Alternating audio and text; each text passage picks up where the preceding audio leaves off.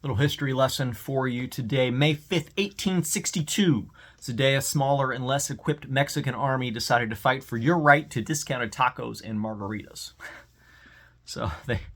On that day, they defeated a superior French army at the Battle of Puebla.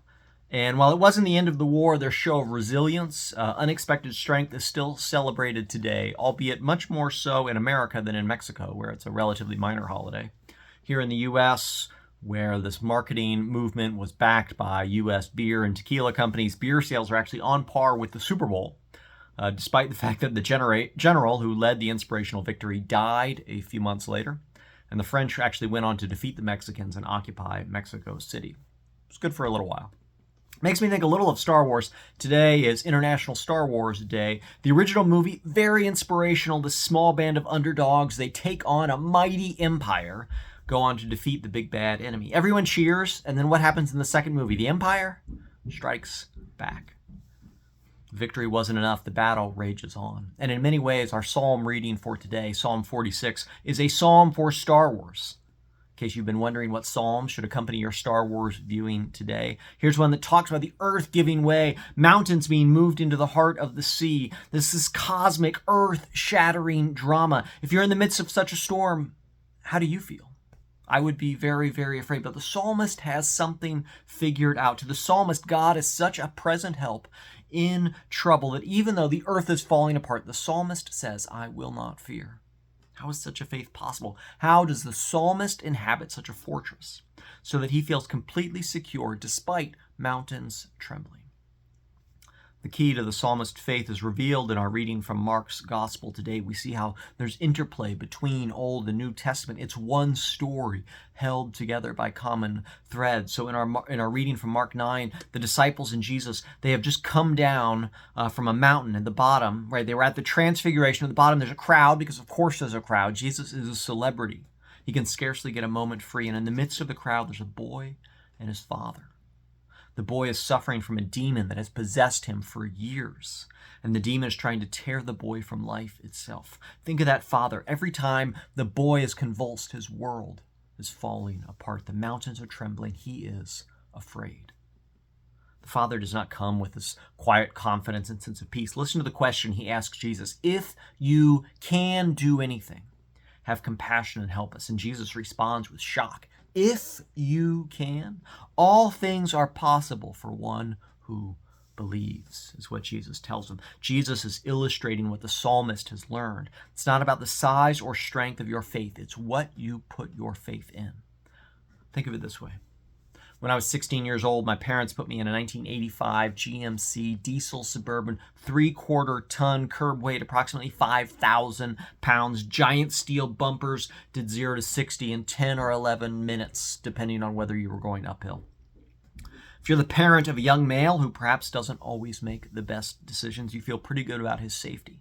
Not because of his driving ability, but because you've enveloped him in something large, strong, and slow.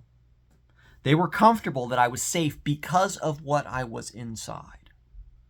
Jesus is telling the Father the same thing. The strength of your faith will not save you. It's about what you put your faith in.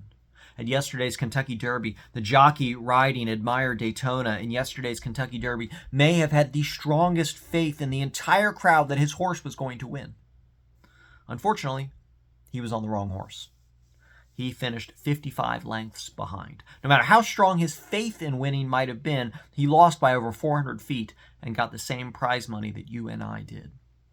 What matters is where we place our faith. The boy's father realizes this when he's talking to Jesus, and he prays the most honest prayer in the entire Bible, a prayer that I find myself praying day after day when I'm stumbling through the days, uncertain of how to live and how to serve, or what to do next, uncertain sometimes of who I am and what I'm called to do. I believe, the man says, help my unbelief. I believe, help my unbelief.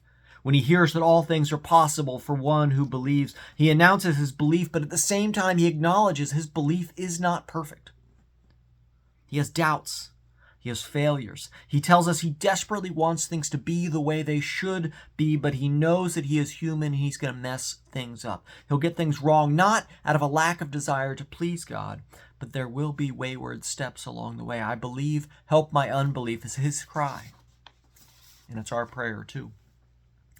Jesus sees all of this. And remember, he sees his heart. And he understands, and he has compassion, because that's who Jesus is. He has compassion, and he has power, which we've just seen on the Transfiguration earlier in this chapter. And he is the same God to whom the psalmist prays. He is the one who is a refuge and strength. He is the one who is a fortress. When the kingdoms totter, Jesus is Lord, and because of this, we are safe when we place our faith in him. Not because of the strength of our faith, but because of the strength of the object of our faith. Because God is strong and stronger than anything that opposes us. God, Isaiah tells us, doesn't faint or grow weary. But we do, the prophet says. But in those times when we faint, when we grow weary, God comes to us to renew our strength. God comes to us so that we will mount up with wings like eagles. If we wait on the Lord, only then can we run and not be weary. Only then can we walk and not faint. Not because we finally figured it out, but because we learn to wait on the Lord.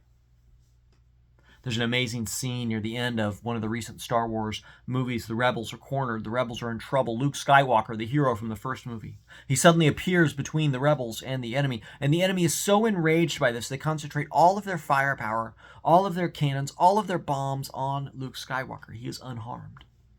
The leading general comes down to fight Luke, but he cannot harm him. He eventually realizes this is an illusion, that Luke Skywalker actually it's only an image of him. He's actually far away, and he's projecting this image across galaxies, an incredible feat which actually costs Luke his life. But he gives his life to stand in between the rebels and the enemy. And in doing so, he gives his life to buy time for the rebels to escape. Luke stands in the way and saves them by taking the firepower of the enemy. This is what Jesus does for us. Disney is telling the gospel story.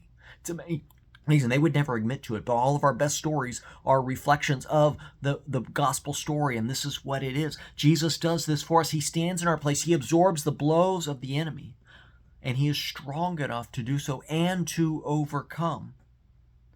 He shows his willingness to do so.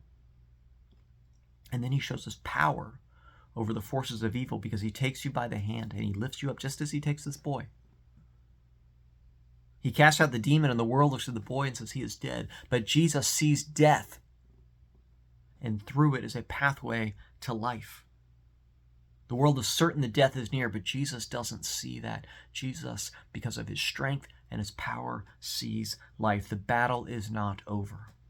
The world is trembling. The mountains are shaking. We all experience it. Where did you experience that this week? Where did you feel it? What made you afraid? It's a different thing for each of us, because we all build a sense of refuge out of something else. Sometimes I think one of the most important things in a life of faith is to figure out what our real refuges are, where we're placing our faith and our trust. What are we counting on to save us when things go wrong? What are we looking towards? Is it money? Is it health? Is it political leaders? Is it other people? We all look to something. And the psalmist is telling us, Isaiah is telling us, Jesus is telling us, they're showing us the only true refuge in the storm that will hold is God. Isaiah tells us there is a river whose streams make glad the city of God, the holy habitation of the Most High. God is in the midst of her. She shall not be moved. And so when the world is trembling, when the mountains are shaking, come into the walls, friends. Discover how strong they are. Their walls do not need you to hold them up. God is in the midst. God is holding the walls up. She shall not be moved. Come and rest. Take refuge. Discover the strength of the one in whom we place our faith. Come to the table, friends, and be fed, for all are welcome here.